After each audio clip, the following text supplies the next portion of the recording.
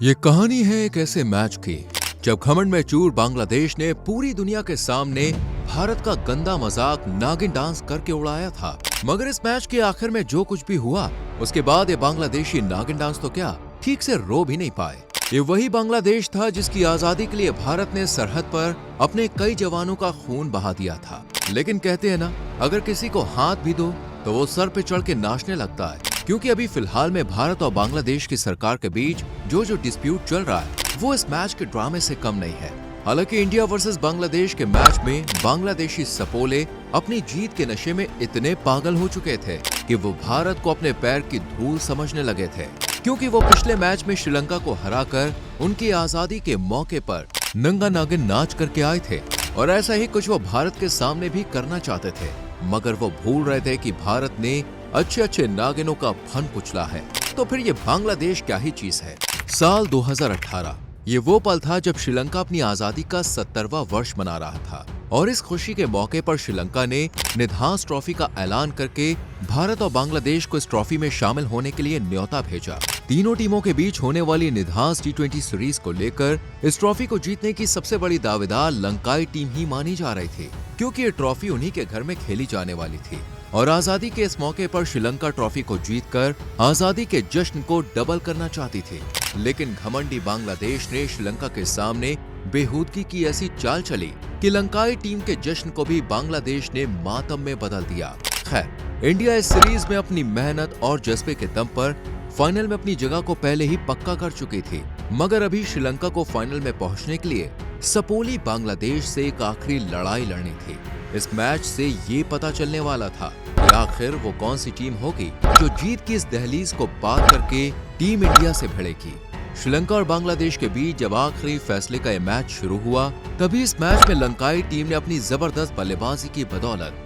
Bangladeshi team के सामने 20 over में स्कोरबोर्ड पे 160 रन टांग डाले। इसके जवाब में जब बल्लेबाजी की बारी बांग्लादेशी टीम की आई तो शुरुआत में उन्हें ये 160 रन भी 260 रन जैसे लग रहे थे, क्योंकि श्रीलंका की गेंदबाजी के आगे बांग्लादेश का एक भी बल्लेबाज खड़ा नहीं हो पा रहा था, जिसके चलते बांग्लादेशी टीम अपने 5 विकेट खोकर 15 ओवर में 110 रन ही बना पाती है। और इसी बात से खुश होकर स्टैंड में बैठे लंकाई फैंस भी खुशी से नाचने लग जाते हैं। मगर 15 ओवर के बाद बांग्लादेशी बल्लेबाज महमदुल्लाह खान की बल्लेबाजी का ऐसा बवंडर आता है कि वो अकेले दम पर ही बाकी बचे हुए रन अपने बल्ले से ठोककर मैच को जिता देते हैं। बांग्लादेश का मैच जीतने के बाद तो जश्न बनता था, लेकिन पूरी श्रीलंका के सामने उन्होंने जीत का ऐसा नंगा नागिन नाच किया जिसने श्रीलंका के घाव पर नमक छिड़कने जैसा काम किया। अपनी जीत के जश्न में बांग्लादेशी इतने पागल हो चुके थे कि ना तो उन्हें अपने इस डांस पर शर्म आई और ना ही हया। वो जानबूझकर श्रीलंका की आजादी पर अपने फन का विषैला जहर उगल रहे थे,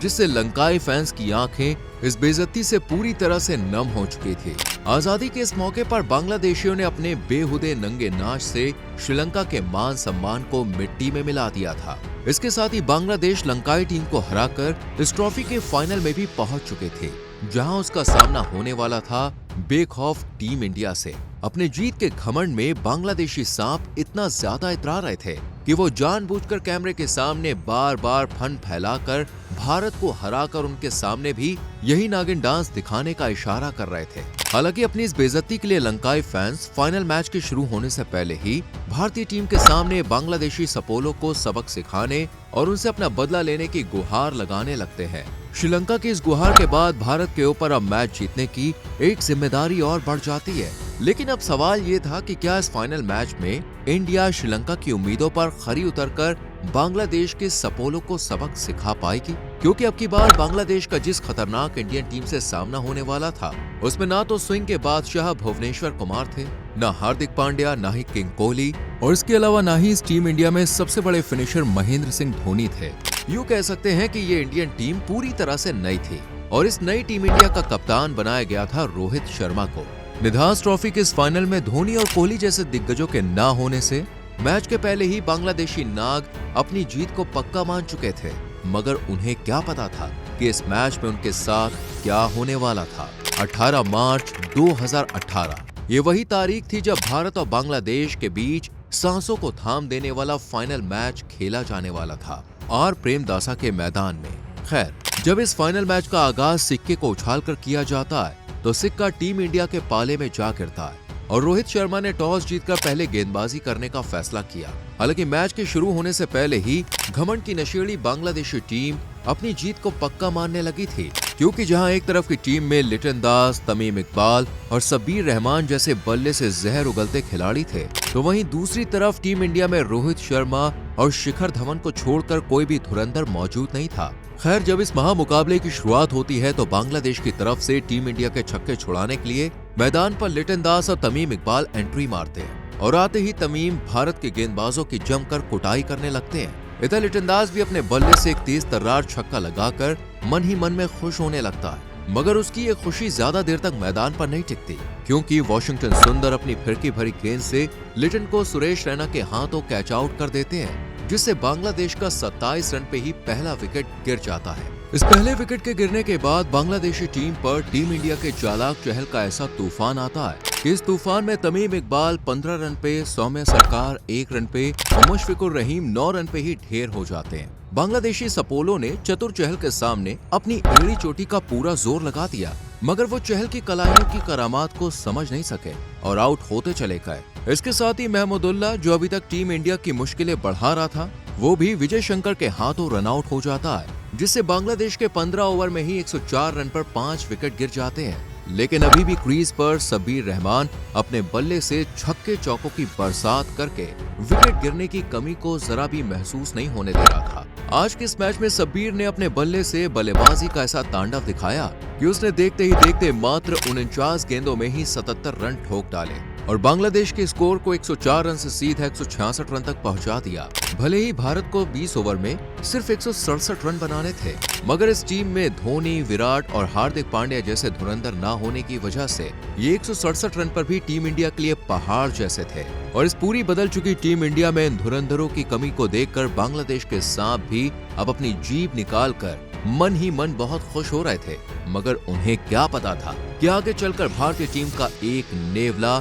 उनके फनों को बड़ी ही बेरहमी से कुचलने वाला है। खैर, अब बारी थी टीम इंडिया की। इस मैच में भारत को ये ट्रॉफी जीतने और श्रीलंका के आंसुओं का बदला लेने के लिए 167 रन स्कोर बोर्ड पे लगाने थे, जो कि काफी मुश्किल लग रहा था। जब पारी की शुरुआत होती है तो मैदान पर कप्तान रोहित शर्मा के साथ गब्बर के नाम से पहचाने जाने वाले शिखर धवन बल्लेबाजी के लिए आते हैं और हिटमैन तो आते ही शाकिब अल हसन के ओवर में अपनी पहली ही गेंद पर एक शानदार चौका लगा देते हैं और मेहंदी हसन के अगले ही ओवर में रोहित खतरनाक अंदाज में पूरे 18 रन ठोक डालते हैं, जिससे भारत के 2 ओवर में ही 24 रन हो जाते हैं। रोहित और धवन के छक्के चौकों को देखकर ये बांग्लादेशी नाग भी अब दहशत में आ गए थे। अगला ओवर डालने आए शाकिब अल हसन की गेंद पर धवन एक लंबा छक्का लगा देते हैं, लेकिन इसी बीच टीम इंडिया पर एक ऐसा ग्रहण लगता है कि शाकिब की तीसरी गेंद पर ही गब्बर एक हवाई शॉट लगाने के चक्कर में कैच आउट हो जाते हैं, जिससे भारत को एक बड़ा झटका लग जाता है और धवन सिर्फ 10 रन बनाकर ही आउट हो जाते हैं। जिसके बाद रोहित का साथ देने के लिए जैसे ही सुरेश रैना क्रीज पर आते हैं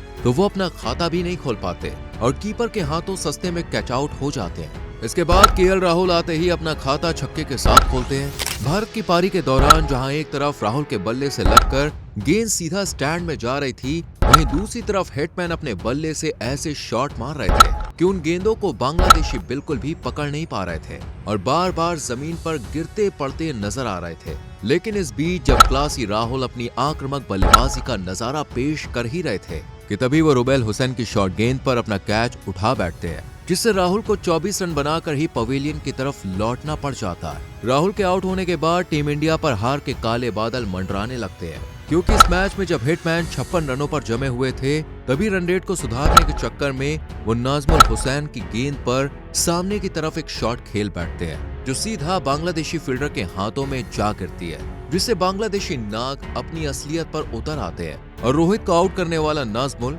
भारत को चढ़ाने के लिए अपना नंगा नागिन नाच करने लगता है। रोहित के विकेट के चलते अब टीम इंडिया 98 रन पे ही अपने 4 विकेट गंवा देती है, जिसके बाद बांग्लादेशी मन ही मन में मैच जीतने का सपना देखने लगे थे। मगर इसी बीच कप्तान रोहित शर्मा ने अगले बल्लेबाज के रूप में दिनेश कार्तिक को न भेजकर विजय शंकर को मैदान पर जाने के लिए बोल दिया। पता नहीं, शायद उस वक्त हिटमैन के दिमाग में कुछ और ही खिचड़ी पक रही थी। हालांकि मैदान पर मनीष पांडे और विजय शंकर की जोड़ी ने जीत की दहलीज पर पहुंचने की उम्मीद फैंस के दिलों में थोड़ी देर के लिए तो जगाई, मगर पारी का 18वां ओवर डालने आए मुस्तफिजुर रहमान ने अपनी आखिरी गेंद पर ही मनीष पांडे को आउट करके पूरा मैच बांग्लादेश की झोली में डाल दिया। पांडे के आउट होने के बाद भारत अब 133 रन पे अपने 5 विकेट गंवा चुका था। गेंदें बची थी अब सिर्फ 12 और भारत को इन बांग्लादेशी सांपों का घमंड तोड़ने के लिए रन चाहिए थे पूरे 37। ऐसी हालत में टीम इंडिया को ये मैच हारता देख बांग्लादेशी सपोले मैच जीतने से पहले ही अपने फन फैलाकर चारों तरफ नागिन डांस दिखाने में कोई भी कसर नहीं छोड़ रहे थे,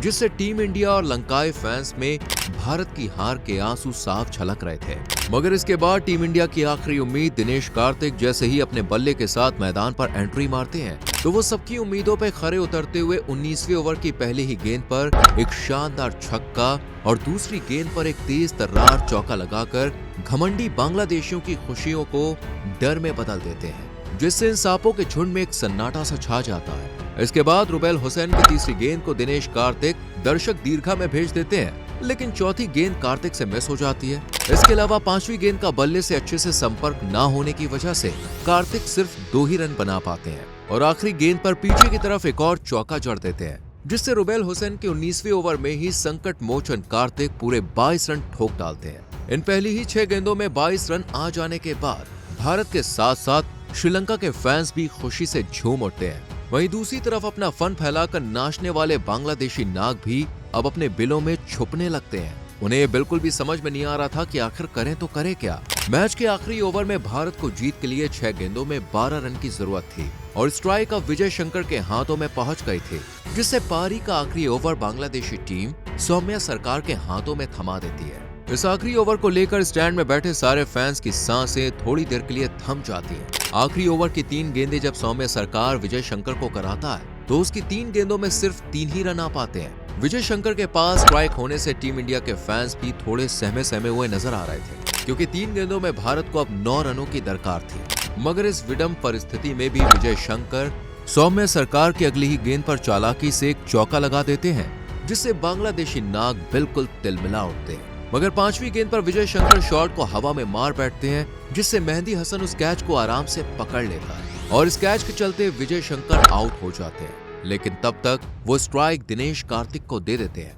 अब इस मैच में जीतने के ज्यादातर चांस बांग्लादेश के पास थे, क्योंकि टीम इंडिया को एक गेंद में 5 रन बनाने ही थे, या यूं कहें कि भारत को आखिरी गेंद पर एक छक्के की जरूरत थी, जो कि उस वक्त लगभग नामुमकिन ही लग रहा था। बांग्लादेश के हाथों में पूरे मैच को आता देख मैदान के बाहर बैठे उनके बाकी खिलाड़ी भी खड़े हो चुके थे और इसके साथ वो ये भी सोच रहे थे कि आखिर कब वो बीच मैदान में जाकर अपनी टीम के साथ भारत के सामने अपना नंगा नागिन डांस दिखाएं। लेकिन तभी कार्तिक अनहोनी को होनी में बदल देते हैं और सौम्या सरकार की आखिरी गेंद पर ऑफसाइड की तरफ एक जानदार छक्का लगाकर हारे हुए मैच को भी टीम इंडिया के पाले में डाल देते हैं। कार्तिक के इस छक्के के बाद घमंडी बांग्लादेश के नाग अपना सर नीचे की तरफ झुकाकर आंसू बहाने लग जाते हैं और अपने उस किए गए नागिन डांस पर भी पछताने लग जाते हैं। टीम इंडिया वादे की इतनी पक्की निकलती है, वो लंकाई टीम के बदले को लेकर जीत के बाद श्रीलंका के देश का झंडा आजादी के दिवस पर फहरा देती है, जिससे लंकाई फैंस भी बांग्लादेशी नागों को